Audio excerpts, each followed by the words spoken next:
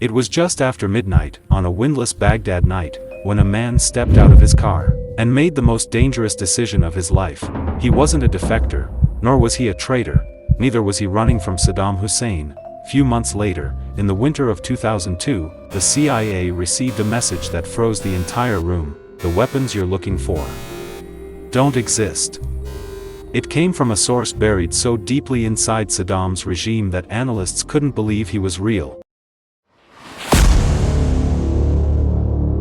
They labeled him Asset 19, the most valuable and most dangerous spy they ever handled in Iraq. If world leaders had listened to him, history might have taken a different turn, but instead, his warnings vanished into classified briefings.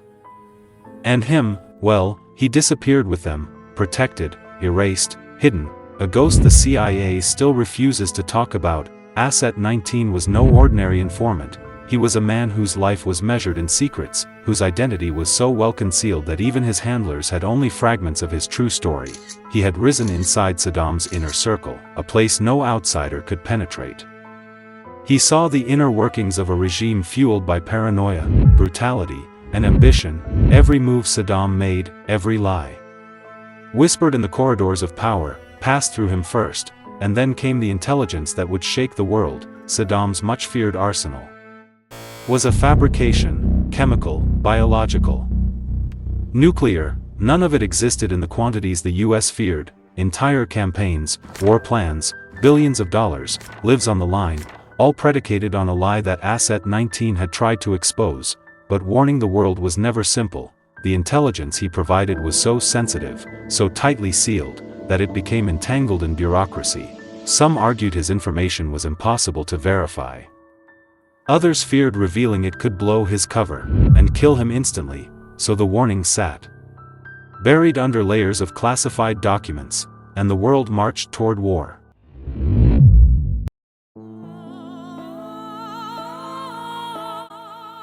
The CIA protected him at all costs: safe houses, false identities, covert extraction plans.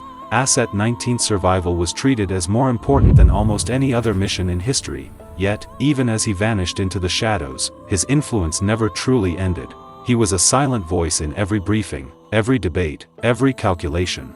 He shaped the course of events from behind the curtain, unseen, unheard, untouchable. Few outside the intelligence community even knew his codename, Asset 19. A ghost in the system, the spy the CIA protects more than any other. But who was he, really? Not much is known. Some say he was a high-ranking officer, privy to Saddam's most secret plans. Others insist he was an engineer, a scientist, someone whose expertise made him uniquely positioned to see through the regime's lies. Some claims there's no Asset 19. That it was all lies. The truth may be somewhere in between, hidden behind decades of deception and classified files. And for decades, the question has lingered: how different would the world have been if anyone had listened?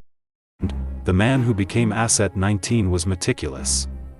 Every word he spoke, every note he left, was calculated to avoid detection. He lived a double life, slipping in and out of danger like a shadow. Inside Saddam's palaces, he moved among generals and ministers. He watched meetings where weapons programs were discussed. Budgets were allocated, and false intelligence was fabricated. He saw the mechanisms of a dictatorship up close: the fear, the loyalty tests, the lies, and the betrayals. He learned which officials could be trusted, which ones would betray him without a second thought. He memorized schedules, memorized routes, memorized conversations, everything that might keep him alive. And when he sent the first coded messages to the CIA, they came in fragments, each one more explosive than the last. The nuclear program is fiction.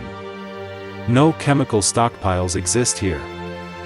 And yet, he continued to feed intelligence. More than just weapons programs, he provided insight into Saddam's strategies, his paranoia, and the internal fractures of the regime. He revealed betrayals among ministers, failed coups, and plots that would have never reached Western ears otherwise. Through him, the CIA could read the pulse of Iraq in real time. And yet, the world never knew. One night, a high-ranking general noticed a small discrepancy in the regime's chemical inventory. A shipment that should have existed didn't. Asset 19 knew they were watching him. Every move was scrutinized. He had to fabricate documents, change routes, and mislead even the most suspicious eyes, all while staying one step ahead of discovery. Another time, a mid-level officer nearly caught him transmitting a coded message. The officer lingered over the signal equipment, questioning the logs. Asset 19 feigned ignorance, faked technical errors, and waited for hours until the officer left. If he had been exposed, execution would have followed immediately. And yet, for every near miss, for every heart-stopping moment, he survived, because he understood the delicate dance of fear and trust, of lies and truths, because he knew when to speak, and when to vanish entirely. By the time the US prepared for the invasion of Iraq, Asset 19 had already delivered intelligence that could have prevented it. He had mapped out the truth of Saddam's arsenal.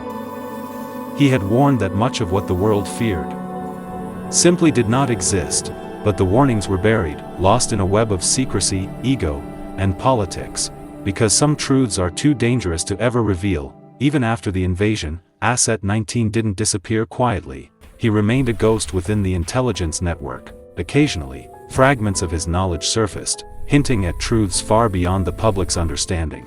But his identity remained secret, protected under layers of classified law and executive orders. Some believe he left Iraq entirely. Others say he still moves in the shadows of the Middle East, watching, listening, untouchable.